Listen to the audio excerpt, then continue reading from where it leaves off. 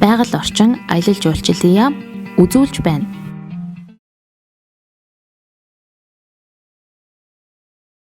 Монгол Улсын засгийн газрын үйл ажиллагааны төлөвлөгөөнд бол хойгоор бүрхэгдсэн талбайг 8.6% хүрэхээр юм хөтөлбөрт туссан байгаа. За энэ ажиллагаанд үйл ажиллагааг хэрхэн яаж хэрэгжүүлэх талаар бол танилцуулга хийя. Монгол Улсын нийт хойгоор бүрхэгдсэн талбай 7.9% байдаг. Энэ маань гаагаар ингээ бодож үзэх юм бол 12.4 сая талбайг ингэж хойгоор бүрхэгдсэн талбай хамардаг.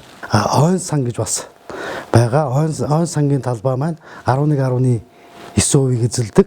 18.6 сая талбай ингээ хамарж байна. Хойг маань үндсэндээ бол навчир шилмүс загоо гэж ангилсан байгаа. Тэгээд навчир шилмүс тоо маань 85% эзэлж байгаа талбай хэмжээгээр бодж үзэх юм бол загоо бол 15% эзэлж байна. Хойн салбар маань дотоодын нийт бүтээгдэхүүний 0.5%-ийг бүрдүүлдэг байгаа. Тэгээ энэ маань ажлын байр бий болгох, тодорхой орон нутгийн ажилдаа орлоготой байх гол нөхцөл үүсвэрийг бий болгодог. За үндсэндээ хойн санг бол эзлэхүүн болон талбай хэмжээгээр нь ангиж хоёр ангилж тооцоо гаргадаг байгаа. За би та бүхэнд талбай хэмжээгээр гаргасан үзүүлэлтийг үзүүлж байна. Нийт навчдоо, шилмүстөө, загоо гэдэг үндсэндээ бол ангиллууд бол байгаа. Энэний хүрээнд Жинс мод бол 63%-ийг эзэлдэг байгаа. Үндсэндээ талбай хэмжээгээр тийм ээ. Тэгээд нарс гацуурж ингээд гацуур ингээд ангиллууд байна. Тэгээ навчт мод нь бургас, хайлаас, улаангар, улаас гэдэг ингээд явж байгаа. Загоод нь заг, тоорой гэдэг ингээд ангиллууд байгаа. Үндсэндээ бол Монгол орны нийт нутаг дэвсгэрийн бол шилмүстэй бол 72%-ийг эзэлж тархаж байршдаг. Навчтай бол 12, үлдсэн үе нь бол загоо ингэж эзэлж байршилдаг. Үндсэндээ бол яг шоо метр буюу метр кубаар нь эзлэхүүнээр нь ингэж бодож үзэх юм бол Монгол орны нийт ойн сан буюу хичнээн шоо метр ойтой юм бэ гэдэг чинь. Тэр 248 сая шоо метр ийм ойтой. Энийг бол мөн ингээд навч шилмүст заган ингээд ангилсан байгаа. За эзлэхүүнээр нь бодж үзэх юм бол шилмүст ой маань үндсэндээ бол 93%-ийг эзэлж байгаа. 12%-ийг бол навчтай, үлдсэний нь бол загоо ингээд эзэлж байна. За мэдээж ойгоос төрөөс баримтлах бодлого хууль эрх зүйн орчныг бол шат дараатай ингээд бий болгож ирсэн байгаа. Энд бол ногоон хорин үндэсний хөтөлбөр, гол мөрний бүрэлдэг их усан сан бүхий газрын хамгаалтын бус, ойн сан бүхий газар ашигт малтмал явуулах гих зэрэг зөвлөлтөд тэмцэх үндэсний хөтөлбөр, ойн тухай хууль, хөрс хамгаалах зөвлөлтөөс сэргийлэх тухай хууль, төрөөс ойн талаар баримтлах бодлого гээд мөн биднэрт сүүлийн үед олон улсын байгууллагаар хийгдсэн энэ судалгаа бол ирээдүйн хөтөлбөрийн хүрээнд бол ойн хомсдолд оройтлоос бууруулах үндэсний хөтөлбөрийг ингэж бий болгоод эндээ бол бид нэр стратеги төлөвлөгөө гаргаж ингэж ажиллаж байгаа. За мөн бид нар засгийн газрын мөрийн хөтөлбөр алсын хараа 2050-д бол энэ ойн талаар баримтлах бодлогын талаар бол тусгаж ингэж ажиллаж байгаа. Ойн талаар бас нэг тодорхой хэмжээний мэдээлэл өгье. Яагаад бид нар засгийн газрын мөрийн хөтөлбөрт ойгоор бүрхэгдсэн талбайг нэмэгдүүлэх гээд байгаа вэ гэхээр ойн үндсэн доройтлын шалтгаан нь бол ойн хомсдлын хүчин зүйл, ойн доройтлын хүчин зүйлс гэдэг ингээд хоёрыг ангилдсан байгаа. Монгол орны хэмжээнд бол нийт хомсдохоосоо илүү ойн доройтлын хүчин зүйл айгүй их байдаг. За энэ маань юунаас болж үүсэж байна вэ гэхээр хортон шавж, гал төмөр, хууль ус мод бэлтгэл гэдэг энэ үндсэндээ бол ойн доройтол маань ингээд эхэлж байгаа.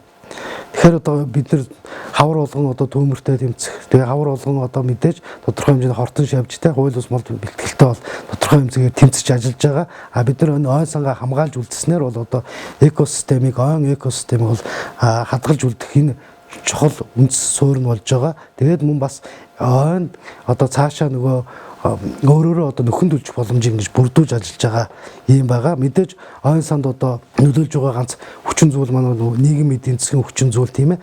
Хүн ам зүйн хүчин зүйл гих зэрэг одоо зохион байгуулалтын хүчин зүйлсүүд бас хамаарж байна. Энэ үйл ажиллагааг ингээд хамгаалаад ингээд явхад бид нар бас тодорхой хэмжээний үйл ажиллагааг бол явуулна. Засгийн газраас бол биднэрт байгаль орчин аян жуулчлалын яамны зүгээс биднэрт бол хам бодлогыг хэрэгжүүлж ажиллана гэж байгаа. Тэгээд хан гэдэг маань одоо хамгаална, ашиглана, нөхөн сэргэнэ гэсэн ийм одоо үндсэн зарчмаар бол ажиллаж байгаа. Ойг одоо хамгаалах тал дээр ямар бодлого баримталж ажиллах вэ гэдэг тэгж байгаа.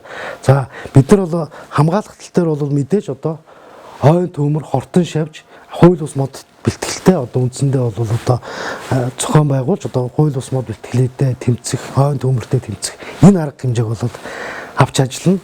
За ойг ашиглах тал дээр бол бид нар мэдээж ой нөөц дагалдах баялагын судалгаа, ой менежментийн төлөвлөгөөний үндсэн дээр одоо зохистой хэрэглэх тийм ээ.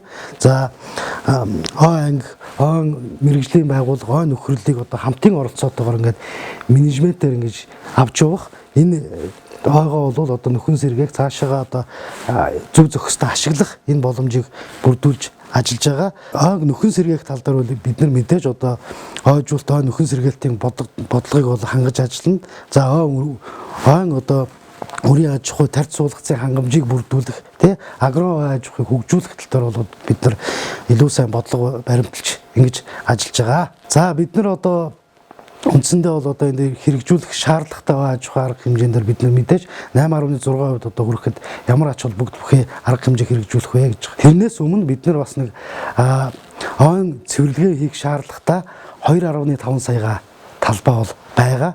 За энэ дээр бол мэдээж хатсан мод буюу босоогоор үлдсэн унанг мод буюу одоо унаад ингээд өгөрцөн модыг ингээд хилж байгаа.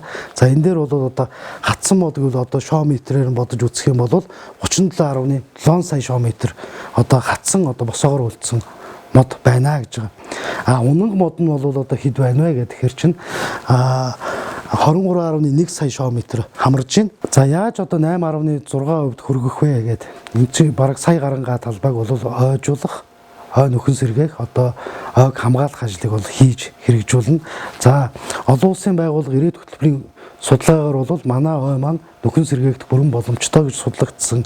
Үндсэндээ бол бид нэр эхний ээлжинд ямар арга хэмжээ авч хэрэгжүүлэх вэ гэхээр байгалийн сэргээ ургалтанд туслах буюу одоо нөхөн сэргээх одоо байгалыг одоо хамгаалах энэ юуг бол маш сайн авч хэрэгжүүлнэ. Яагаад гэвэл одоо гадны нөлөөгөөр яг ойн экосистем маань одоо өөрөөрөө ингээд нөхөн үржих одоо нөхөн одоо ургах энэ боломжийг бүрдүүлж одоо 1 саягаад одоо хамгааллын ажлыг сэргээгдэх байгалийн сэргэн ургалтыг дэмжих ажлыг ингээд зохион байгуулнаа.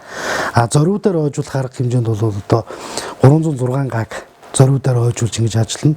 Одоо сүр модыг хамгаалах ажил дээр 156 мянган гад бол одоо хийж ажиллана. Бид нар одоо энэ жил бас 245 мянган гад бол хортон шавжны тэмцлийн ажлыг бол одоо хийхээр төлөвлөөд ингэ явж байна.